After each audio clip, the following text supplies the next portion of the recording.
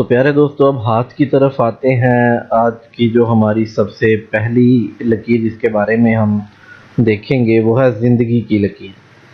یہ لکیر تقریباً تمام ہتھیلیوں میں موجود ہوتی ہے اور یہ لکیر انگوٹھے اور شہادت کی انگلی کے درمیان سے شروع ہو کر ہتھیلی کے کنارے تک جاتی ہے۔ یہ لکیر اگر لمبی اور نمایاں ہو تو اچھی صحت اور دراز عمری کی دلیل ہوتی ہے۔ زندگی کی دوہری یا تہری لکیر اچھی صحت کی نشاندہی کرتی ہے۔ اس کے ساتھ امدادی لکیریں توانائی کی لکیریں کہلاتی ہیں۔ ایک لمبی لیکن کم گہری اور کم واضح لکیر صحت کی کمزوری کو ظاہر کرتی ہے۔ اگر یہ لکیر انگوٹھے اور شہادت کی انگلی کے درمیان کی بجائے انگوٹھے کے پاس جا کر ختم ہو جائے تو یہ جذبہ محبت میں کمی کی علامت ہوتی ہے۔ اگر اس لکیر میں کسی جگہ کٹاؤ ہو تو یہ شدید بیماری یا حادثے کی علامت ہوتی ہے۔